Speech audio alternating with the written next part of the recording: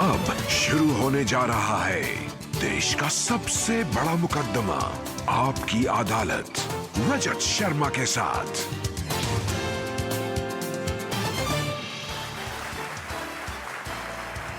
नमस्कार, आपकी अदालत में आपका स्वागत है। आपकी अदालत में आज पेश करेंगे क्रिकेट की दुनिया के एक ऐसे चमकते सितारे को जो जब अपना बल्ला लेकर मैदान में उतरता है तो बड़े बड़े बॉलर्स के दिल धड़कने लगते हैं। ऐसा बल्लेबाज जिसमें सचिन तेंदुलकर को अपना भविष्य दिखाई देता है। इंडियन टीम का जाबाज बैट्समैन विराट कोहली।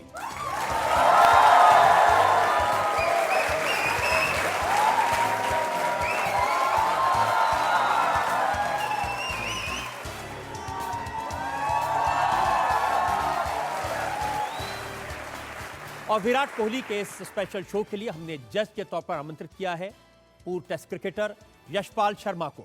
यशपाल शर्मा,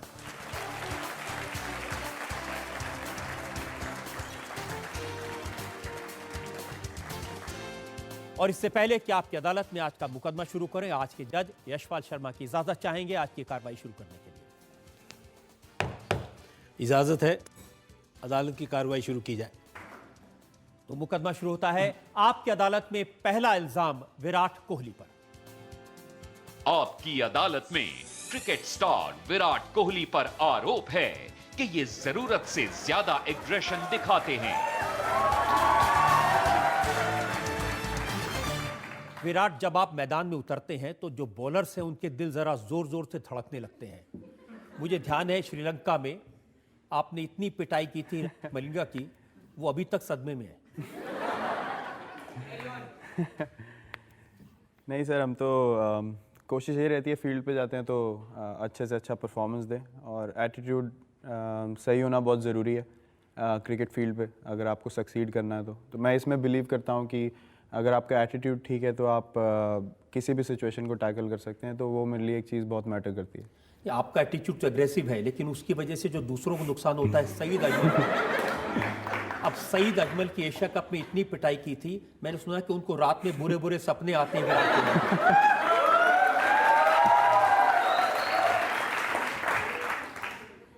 नहीं सर, ये तो एक मजाक की बात हो गई, लेकिन जैसे कि मैंने कहा कि ये सब चीज़ें तो चलती रहती हैं। कभी ऐसा होता है कि एक बॉलर आपको काफ़ी बार आउट कर जाता है। तो उस दिन मेरा दिन अच्छा था कि मैंने जो भी किया। आपका दिन अच्छा था और अजमल का खराब। हाँ, ये आप कह सकते हैं। और ऑस्ट्रेलिया में जब सारी इंडियन टीम का दिन खराब था, एक एक दिन वो पिट रहे थे, आपने कैसे हिमाकत की 100 बनाने की जब बड़े बड़े सीनियर नहीं बना रहे थे? बस सर, काफ़ी टफ टाइम था वो टीम के लिए, और ज़रूरी था कि एक अपने आप से जो इंसान बात करता है कि क्या करना चाहिए, किस तरीके का माइंडसेट होना चाहिए। तो मैंने काफ़ी बात अपने आप से करी रादर देन कि दूसरे लोगों की बातें सुनो। तो उससे काफ़ी हेल्प मिली, मुझे मेंटल स्ट्रेंथ मिली। और अगर आप वैसी सिचुएशन में परफॉर्मेंस देते हैं तो आपका कॉन्फिडेंस लेवल बहुत बढ़ जाता है। अगर 2012 कब तक रिकॉर्ड देखें तो 5 सेंचुरी लगा चुके हैं। तो कई प्लेयर ये भी सोचते होंगे कि सारा खेल यही खेलता है, हमें मौका ही नहीं देता है। ऐसा अगर सोच रहे हैं और मैं ऐसा खेलता रहूं तो अच्छी बात ही है, क्योंकि टीम के लिए फ़ायदा होना चाहिए। मेन सबका एम वही रहता है, और जितना लंबा मैं खेल सकूं टीम के लिए उतनी लंबी खेलने की कोशिश करता हूं। आप लंबा खेलते हैं, 183 बनाते हैं, 128 बनाते हैं, 107 बनाते हैं, लेकिन इतने रन बनाने के बाद भी जब आउट हो जाते हैं तो बैट पटकते हैं। ये सर एक बचपन से आदत है मेरी कि एक मैं खेल रहा हूँ जो मेरा पैशन है, तो मुझे बिल्कुल पसंद नहीं आउट होना और परफॉर्मेंस ना करना। तो भले ही वो सेंचुरी के बाद हो या 0 पे हो, मेरे को उतना ही गुस्सा आता है आउट होने पे, क्योंकि आप कोशिश यही करते हैं कि टीम को पूरा जिताएं। तो अगर वो नहीं हो पाता है तो थोड़ा गुस्सा आ ही जाता है। थोड़ा गुस्सा आता है, और मैं सुना इतना गुस्सा आता है कि गालियां निकाल देते हैं फील्ड पे।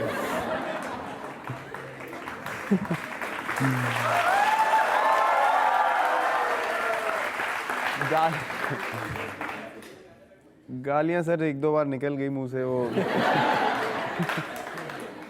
वो तो अच्छा नहीं हुआ, लेकिन अभी कोशिश कर रहा हूँ उसको थोड़ा ठंडा रखूँ अपने आप को। तो एग्रेशन में नहीं, थोड़ा जो बिहेवियर थोड़ा ओवर द टॉप हो जाता है, उस पर थोड़ा कंट्रोल किसको गाली देते हैं आप?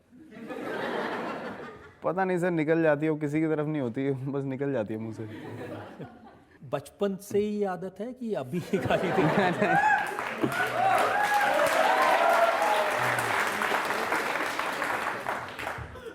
सर ये तो संगत पे डिपेंड करता है, आप किसके बचपन से तो नहीं, मतलब थोड़ा टाइम हो गया। मैंने सुना है कि जब बचपन में आप 9-10 साल की उम्र में जब क्रिकेट खेलना शुरू किया था तो और आपके फादर आपको राजकुमार शर्मा के पास ले गए थे, तो भी इतना गुस्सा था और आप बैट तोड़ देते थे, और इतने बैट तोड़ते थे ऐसे लगता था कि जैसे विंटर में अगर आग तापनी हो तो सारे टूटे हुए बैट से जल सकते हैं। हाँ, काफ़ी बैट तोड़े मैंने, जैसे मैंने कहा मुझे बचपन से ही आदत है। अच्छी आदत नहीं है, बड़ा नुकसान कराया मैंने अपने घर वालों का, लेकिन ठीक है, ऐसा एटीट्यूड होना चाहिए।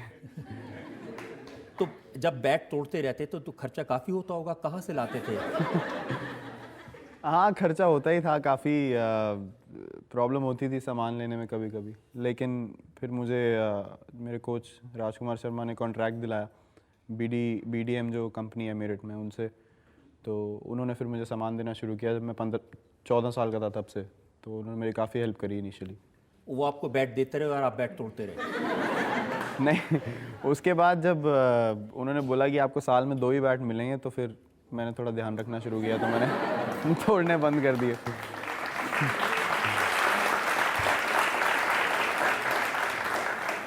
विराट, क्रिकेट का पैशन मैं आपका बचपन का देख रहा था, वो इतना है।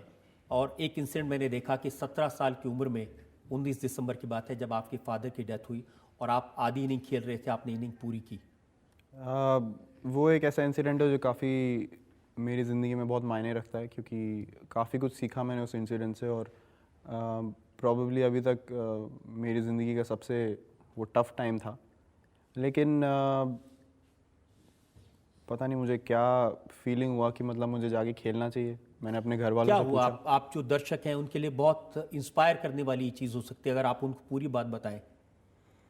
नहीं, क्योंकि आप अगर कोई चीज़ पैशन से करते हैं तो मुझे नहीं लगता कोई भी चीज़ उसको रोकने में आपको प्रॉब्लम देगी या आपको वो करने से रोकेगी। तो यही था कि मतलब क्रिकेट मेरे लिए सब कुछ है, और ये मैंने बचपन से ही सोचा है। तो मैं एक स्पोर्ट के लिए डेडिकेटेड था। तो ये इंसिडेंट हुआ मेरे लिए बहुत शॉकिंग था, सबके लिए शॉकिंग था। लेकिन मैंने अपने घर वालों से बात करी कि मैं जाके खेल सकता हूँ। तो उन्होंने बोला हाँ कि तू जा सकता है, और तेरा मैं एक डिसीजन। बैकग्राउंड जरा दर्शकों को बता देना चाहता हूँ। 17 साल के थे विराट कोहली। रात को 2 बजे इनके फादर की डेथ हुई। 54 साल की उम्र थी, बहुत ज़्यादा कोई उम्र नहीं थी।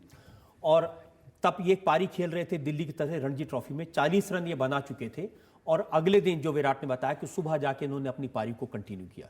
जी, तो मैं गया, मैं अकेला ही गया ग्राउंड पे, गाड़ी में खुद ही चलाई। मैं ईशान शर्मा जो हमारे टीममेट थे उस टाइम, मैं उनको पिक करता हुआ जाता था रास्ते से।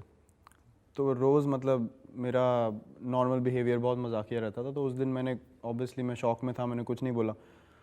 तो उन्होंने पूछा कि क्या हुआ, तो मैंने उन्हें बताया। तो काफ़ी शॉक हुए वो, तो उन्हें पूरे टीम को उन्होंने बताया सुबह। तो उन्होंने भी मुझे सबने बोला कि तेरा डिसीजन है, अगर तुझे खेलना है तो ठीक है, नहीं तो तू घर भी जा सकता है। लेकिन अंदर से मुझे था कि नहीं, मुझे खेलना है। अगर मैं एक मैच खेल रहा हूँ, मैं कंटिन्यू कर रहा हूँ, तो मुझे खेलना चाहिए जाके। तो मैं खेला उस दिन सुबह, मैं 90 रन बना के आउट हुआ और टीम को हारने से बचाया। तो उस दिन मुझे काफ़ी कुछ सीखने को मिला लाइफ में कि अगर आप किसी चीज़ की तरफ डेडिकेटेड हैं तो उस पर पूरा डेडिकेशन होना चाहिए। कोई भी चीज़ आपको उससे डिस्ट्रैक्ट नहीं करनी चाहिए। ये शायद रेयर एग्जाम्पल होगा विराट क्रिकेट के इतिहास में कि एक 17 साल का बच्चा जिसके फादर की डेथ हो जाए वो फिर खेले, और वो भी 90 रन बनाए, और उसके बाद वहाँ से वो अंत्येष्टि में फ्यूनरल के लिए जाए।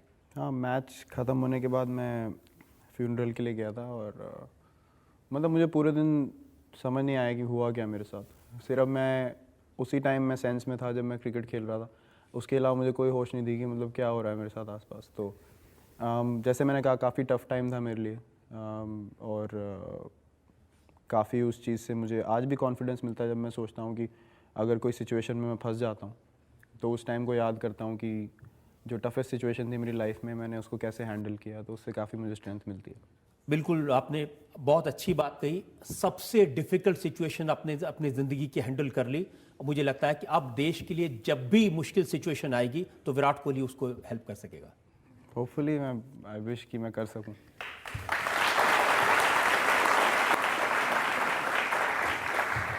तो विराट, ये तो आपके एग्रेशन का सवाल था, आपके डिटर्मिनेशन का सवाल था। बहुत सारे सवाल मेरे पास में, एक बड़ी लंबी फहरिस्त है। हमें एक ब्रेक के रुकना है और ब्रेक के बाद आपकी अदालत में विराट कोहली पर जनता के मुकदमे का एक और